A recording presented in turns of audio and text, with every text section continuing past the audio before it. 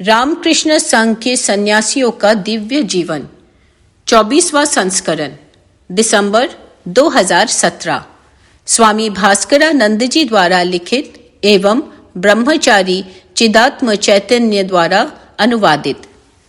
स्वामी प्रभानंद महाराज विषयक स्मृतियां। केतकी महाराज सदैव एक आदर्शवादी युवा के समान थे।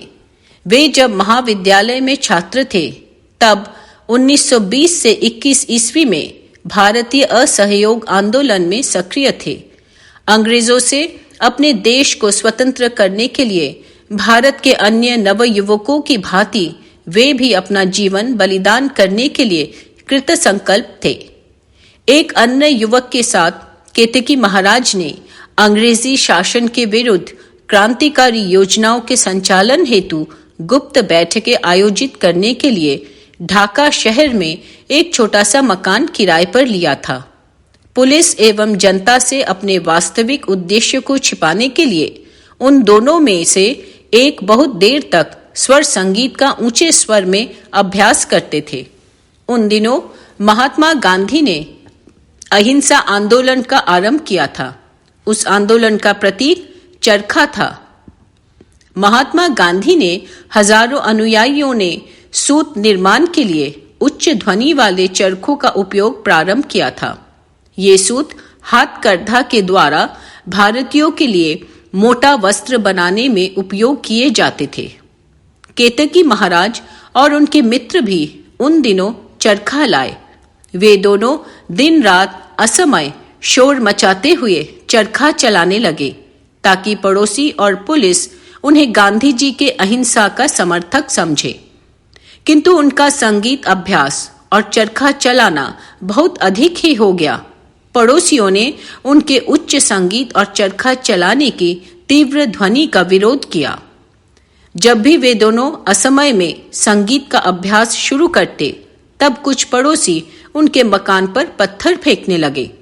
एक दिन एक आंग्ल भारतीय पड़ोसी उन पर इतना क्रोधित हो गया कि उनके घर में प्रवेश कर उन्हें अपनी बंदूक से डराते हुए कहा कि यदि वे लोग अपने चरखे की आवाज बंद नहीं करते तो वह उन दोनों को गोली मार देगा। केतकी महाराज ने खड़े होकर छाती दिखाकर कहा, यदि तुम में साहस है तो मुझे गोली मार दो, लेकिन मैं चरखा बंद नहीं करूंगा। उस अंग्रेज को लगा कि ये दोनों युवक निडर हैं और इनको अधिक उकसाने से इन्हें रोकना असंभव होगा। वह अपशब्द कहकर चुपचाप चला गया। केतकी को लगा कि अब यह स्थान छोड़ देना चाहिए, क्योंकि वह अंग्रेज अवश्य ही उनकी पुलिस में शिकायत करेगा और पुलिस पहले से ही राजनीतिक गतिविधियों के संबंध में उन्हें खोज रही थी। वह शीघ्र आकर उन्हें किसी बहाने बंदी बना देगी। इस घटना के कुछ दिनों बाद वे लोग घुमक्कड़ों की तरह यत्र तत्र रहने लगे, क्योंकि पुलिस उन दोनों का निरंतर पीछा कर रही थी। उद्दृश्य अंश स्वामी लोकेश्वरानंद के एक लेख से लिए गए हैं। इसी समय उन दोनों ने स्थानीय रामकृष्ण मिशन के केंद्र में जाना शुरू किया। स्वामी विवेकानंद और श्री रामकृष्ण देव के प्रति उनकी बहुत श्रद्धा थी। आश्रम से अधिक संपर्क होने से उन्हें धीरे धीरे यह विश्वास हुआ कि संपूर्ण मानव जाति की सेवा देशभक्ति से श्रेष्ठतर है। रामकृष्ण मिशन का आदर्श देश, धर्म, वर्ण या जाति के भेदभाव के बिना संपूर्ण मानव जाति की शिव ज्ञान से जीव सेवा करना उन लोगों को बहुत अच्छा लगा। उन दोनों में से आयु में बड़े केतकी ने रामकृष्ण मिशन में साधु बनने का निश्चय किया।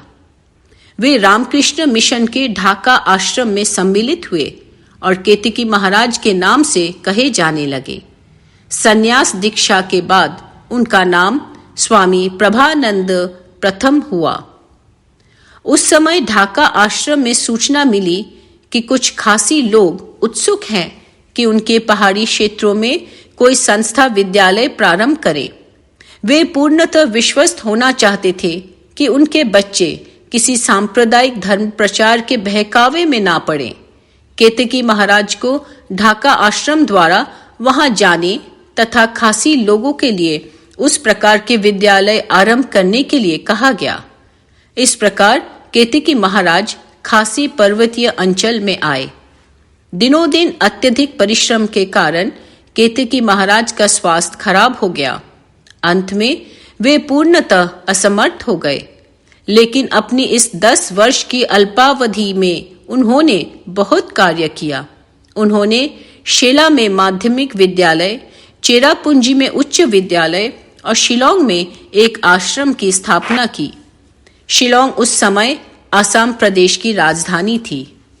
उनका स्वास्थ्य तेजी से खराब हो रहा था। वे आश्रम पर भार बनना नहीं चाहते थे। उन्होंने तीनों आश्रमों को संचालन करने वाली प्रबंधन समिति से अनुरोध किया कि उन्हें अपने उत्तरदायित्व से मुक्त कर दिया जाए। समिति के लोग सहमत हो गए, किंतु उन्होंने केतकी महाराज को यथासंभव मार्गदर्शन देने का अनुरोध किया। तब से केतकी महाराज ने सक्रिय रूप से कार्य करना छोड़ दिया। उन्होंने समिति को अपने लिए व्यय करने से अस्वीकार कर दिया। आश्रम की भक्त स्नेहलता धर ने शिलोंग में अपने घर में 2 कमरों की व्यवस्था कर केतकी महाराज को रहने के लिए प्रार्थना की। केतकी महाराज ने उनका आग्रह स्वीकार किया और उनके घर चले गए। एक मित्र डॉक्टर मनोरंजन गोस्वामी उनको प्रतिदिन भोजन देते थे, किंतु इस घर में वे कुछ महीने ही रहे।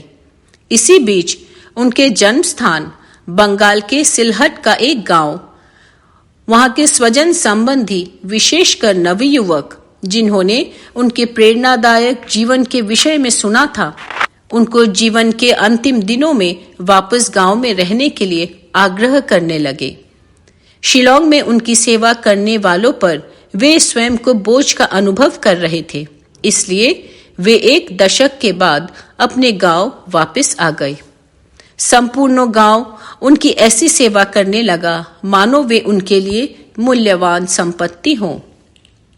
यद्यपि उनका जीवन तीव्र गति से क्षीण होता जा रहा था और वे जानते थे कि किसी भी दिन अंत समय आ सकता है, तथापि उन्होंने विश्राम नहीं किया। वे युवकों को प्रेरित करते रहते थे। उन्होंने नवयुवकों से कहा कि वे अपने अवकाश के समय में समाज की सेवा करें। उनकी इस प्रेरणा से कुछ ही दिनों में एक संगठन बन गया और गांव में युवकगण निर्धन, अभावग्रस्त लोगों की देखभाल करने लगे। एक दिन गांव के लोग केतकी महाराज के घर की ओर कुछ अपरिचित लोगों की भीड़ को जाते हुए देखकर चकित हो गए। ये सब खासी लोग थे जो उनके हित करने वाले साधु को अपनी अंतिम श्रद्धांजलि समर्पित करने के लिए आए थे। जब वे पहुंचे तब उन सबकी आंखें नम थी। कुछ दिनों बाद विदाई के समय भी उनकी यही अवस्था थी। ऐसा लगता था मानो केतकी महाराज उनसे अंतिम भेंट करने के लिए प्रतीक्षा कर रहे हों, जिन्हें वे अपना समझ चुके थे। केतकी महाराज इसके बाद अधिक दिन नहीं रहे। 1938 ईस्वी सुबह वे शांति से चिरनिद्रा में सो गए। तब उनकी आयु लगभग 37 वर्ष की थी। जय श्री मां ठाकुर।